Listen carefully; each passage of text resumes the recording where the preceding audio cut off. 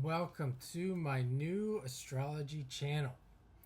It's called Ofield Astrology. Previously, it was Joe's Astrology, and I don't know what it's going to be called. I just changed it to Ofield because I like his books. If you've ever read his books, some guy who named himself Ofield. He was a Capricorn sun, a Leo moon, I believe. But that's not what I want to talk about in this video. In this video, I'm going to look at my chart. I'm going to use my chart as an example. And I say this is the new astrology channel because from now on, at least I'm thinking this today, from now on, I'm only doing evolutionary astrology. That's going to be my thing. I've looked at a lot of different forms of astrology and different ways of looking at the chart.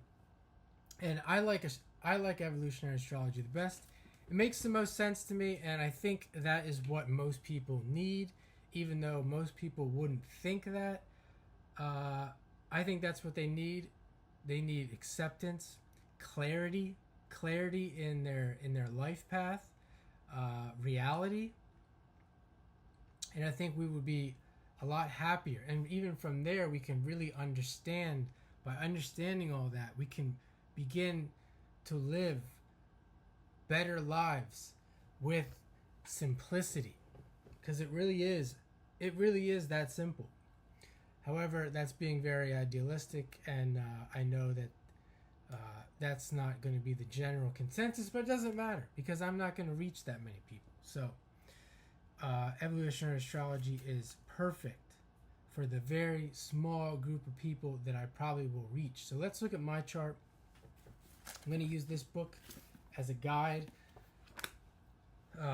So we're gonna take our time, and we're gonna start with my chart, and then I'll get into some other people's charts in the future. If you've seen my channel, I've done a lot of celebrities and things like that. I'm gonna try to go a little deeper with those, and really go through how we can learn about somebody through evolutionary astrology. So this is my chart here. And let's start with Pluto here. We have Pluto and Saturn in the ninth. That's where we start with evolutionary astrology. And you can see down here that I'm a Capricorn sun, because some of the basics. I've shared my chart before. Capricorn rising, Capricorn sun, moon here in Aquarius. But we're going to start here with Pluto at 29 degrees in Libra in the ninth. We use Porphyry house system. I think whole sign is fine. And maybe I'll get more into why the house system doesn't really matter that much. But for now, it's Pluto in the ninth there. The south node is here. See the north node in Cancer. And the south node in the 12th in Capricorn, but specifically the south node in the 12th. So we have this Pluto in the 9th, south node in the 12th, where the person is coming from. Now, evolutionary astrology looks at life through the lens of understanding that past lives are real, and that a person is continuing, or I should say a soul is continuing with a new body in this new life, with the immediate past in mind, coming into the present. But you don't have to look at it that way. You really don't. So let's see what this book says about the ninth house, a ninth house Pluto.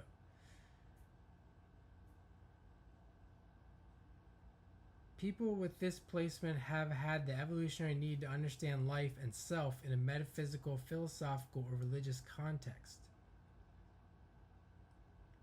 So let's start there. Metaphysical, philosophical, religious context. Without considering that Saturn is there, Pluto in the ninth. This is a person, myself, who has experienced a lot, let's just say has had a lot of experiences, like a death of a young person in the life, things like that. Something that would cause the person to become philosophical in order to survive. Pluto in the ninth. And it also has propelled a person into a religious life. This person was born into Catholicism. As I said, the experiences have periodically pushed them into the religion of Christianity deeper, and that would correspond with philosophy. This person has had a hard time finding their way in life, which would also lead to a more philosophical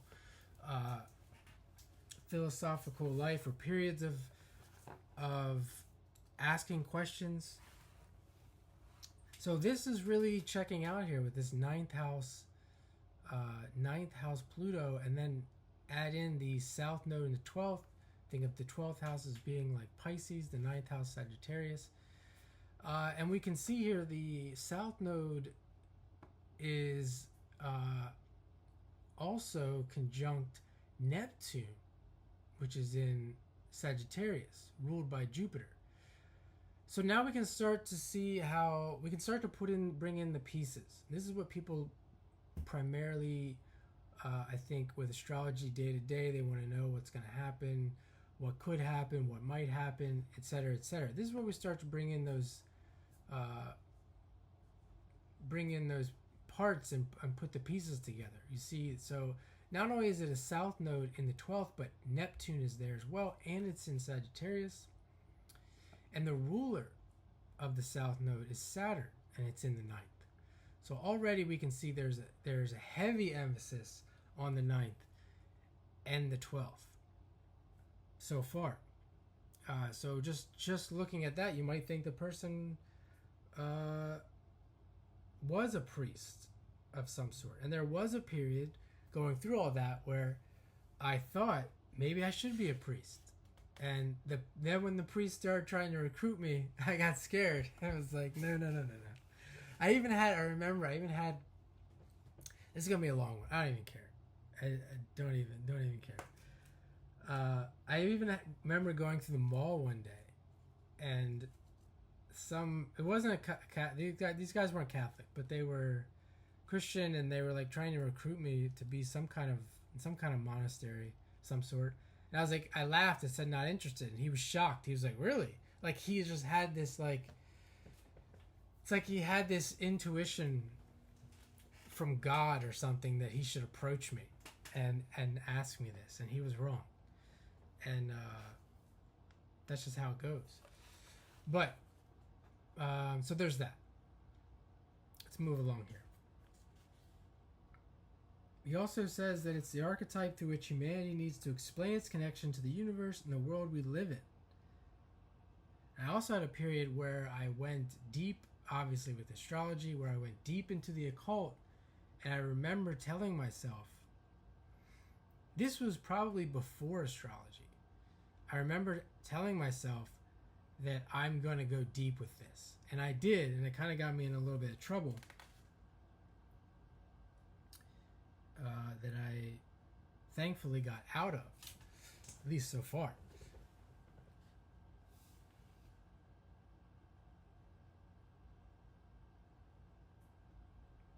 Many have incarnated in diverse cultures all over the planet. And here we can kind of see the Aquarius coming in here with you can see that's Juno there, Venus, Moon, and Mars in Aquarius.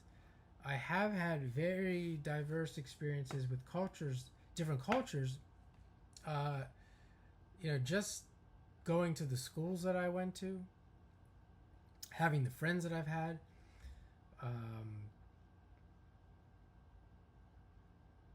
Lost my train of thought there. Coaching tennis and playing tennis, you meet a lot of people from around the world. Can't tell you how much tennis in general, especially when you're teaching tennis, opens you up to not just people in your own country that are born here, that will be of that would be from other countries or their parents. These are people who just got here. They just coming here from other countries, all the time.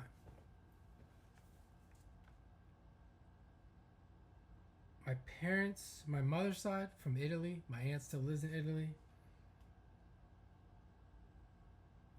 And interesting, I even had one time, we see, interesting to note this south node here. There was one time where I just got on a plane and went to Italy by myself. And it was very disorienting, and I don't know what the word otherworldly. It was just very weird experience. Not very smart, by the way. This was before smartphones. Before 2010-ish. So not very smart.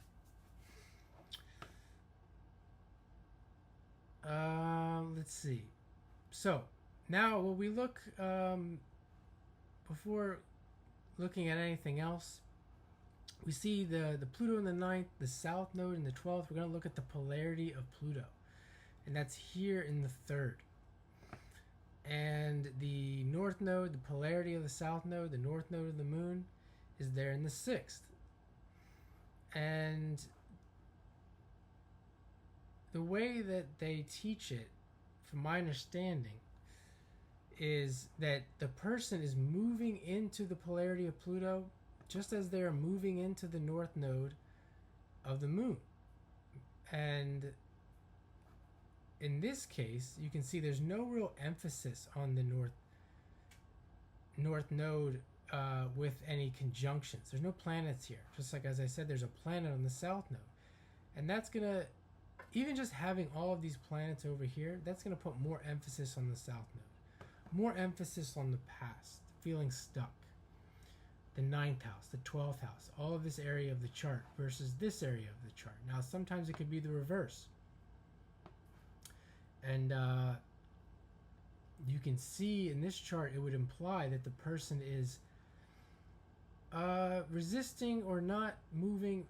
I don't know if I like the word resisting, moving forward, but their life is showing that they may be trying to move into this area of the chart, or this area of the world, or in their life, and for some reason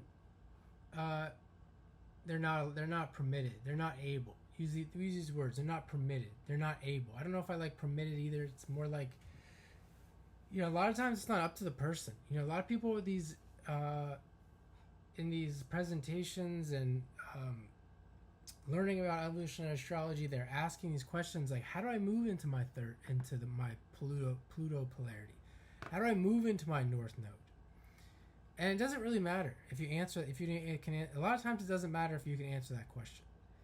From my experience, that you can answer the question, you can know the answer, you can go there, and you can get rejected over and over and over again. There's not necessarily, unlike the way the world thinks that there's an answer for everything, there's not always an answer for everything. I mean, there may be hypothetically an answer, but in reality, when you do something, it doesn't mean that it's going to work. And I'm going to show you that in this with looking at my chart. So what would that mean here, this 3rd house polarity? And we can see that it's the polarity of their Saturn and Pluto. It's Libra and Taurus. I'm sorry, Aries and Taurus. Well, this 3rd house with Aries implies speaking. And now, maybe looking at this video, maybe you can tell, maybe you can't tell. I'm not the best. I shouldn't say the best. I'm not a natural born speaker. What you're seeing now, I've worked at for many years. I've worked at this, especially in considering astrology. We've been doing astrology since 2017. I've been on YouTube for three and a half years now. I have 3 channels. I've made over 1,000 videos. So there's been a lot of practice. As I said, I taught tennis, and on and on and on. So, and now I'm still here. By no means am I successful. Maybe it could have been successful. Well, maybe I'll get into that a little bit later. But you think there has to be something here with speaking. And if you look back in my life, where I am a natural speaker is when I get angry. We see the third house polarity of Pluto is ruled by Mars. Aries is on the cusp here. So the third house cusp, we could say the mind, the ability, the communication style, it's very Mars-like. So when I get angry, or when I get angry, or we could say like woken up by emotion, I can speak I'm much louder. I speak much clearer. And this even today has a little bit, some of the things that happened today have really motivated me to do a lot of work today on YouTube. So there's that. And that kind of checks out. You have my natural, right here, all this stuff up here, my natural way of being, and even the Aquarius stuff here, the Mercury retrograde, the Mercury combusts the sun, my natural way of being. But then you see me pushing. How do I push into the third house when I get angry? You see all the planets in the first. This is implying that newness, that jump. Like, it's not natural for me, but then there's bursts of this communication, of speaking my mind. You could say this person would maybe have a lot to say, but they're only going to say it during these outbursts. It's going to take a lot to get them to say something. And the ruler Mars is at 29 degrees, the planet that rules this third house. We can see that it's in Aquarius. It's conjunct the moon. It's in the Libra decan. Other people are involved in this. Could be trauma involved in this. Trauma associated with Aquarius. And we look at the sixth house, the North Node. We see there's emotions involved. To get here, to experience the North Node in the sixth, it's going to take some emotional fortitude. Maybe it takes some getting angry, motivated, somehow, passionate, mission-oriented, something to care about. And that's been the case. That has been the case. There's been, to get here, this speaking really comes from a place of caring. Anger because of pain, being hurt, being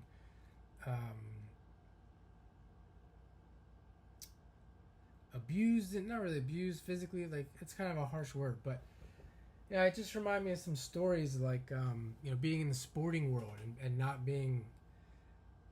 never being in a place where I feel like I should be, not being chosen, and really having to step out and speak and say, I belong here. I'm not gonna allow you to do this to me, etc. I'm gonna take action. Third house.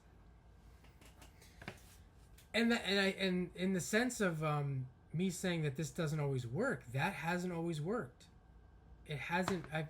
Just because I've taken action and spoken out, it didn't work.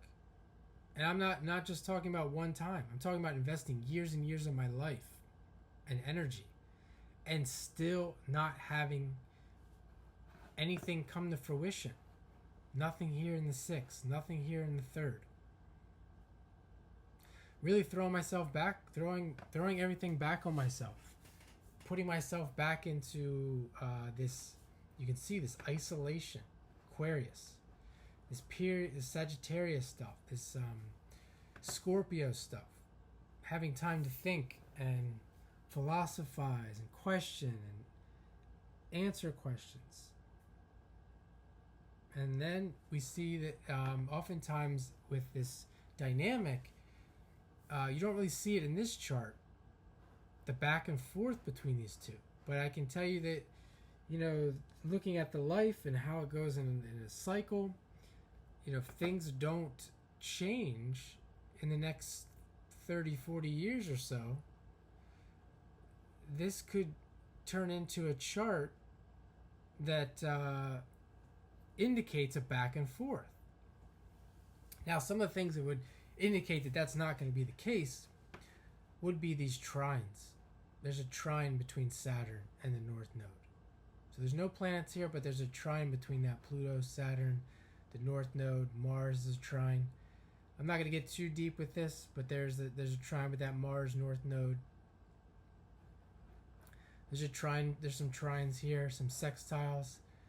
There's an inconjunct between Jupiter and the North Node. There's a septile between Jupiter and Mercury. Just different things that indicate that there's some opportunities in the life to make a decision or a series of decisions that would bring me more into my North Node. And I do feel like, I shouldn't say feel, but I do think looking back at my life, there's been periods where I was working heavily in this sixth house. There's been, we could say, let's just say 3 periods. We think of the sixth house as being a work house. With the North Node there being a lot of purpose, a lot to do with Saturn putting in this day-to-day grind. We can see the ruler of the sixth house is Mercury. It's Gemini here. So there could be something to do with writing, speaking, traveling, moving around, and studying. And the 3 periods that I can think of off the top of my head were being in college, getting a university degree during those 4 years, heavily purposeful, working when I was 18 years old. I had a lot of emphasis on the North Node by transit, and I was working in a pizzeria, and I was very purposeful. I wanted to own a pizzeria. I was working for a guy who was very purposeful. Had a lot of good fortune around this area here. And then the third part was coaching tennis for a while there. So those 3 you can see, they all have to do with Mercury, really.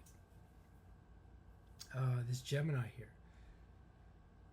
And hopefully being on the internet will, as Uranus goes through Gemini and Pluto goes into Aquarius, hopefully that comes back around, or it should come back around for another time period like that. So that's going to be, I'm going to leave that one there for now. I just want to show you the basic. This is the basics. This in my chart, the 9th, 3rd, 12th, and the 6th. And maybe I'll do another one. But definitely going to do someone else's chart in the future. And we'll stick to evolutionary astrology. And if you're still watching, thanks for watching and have a great night.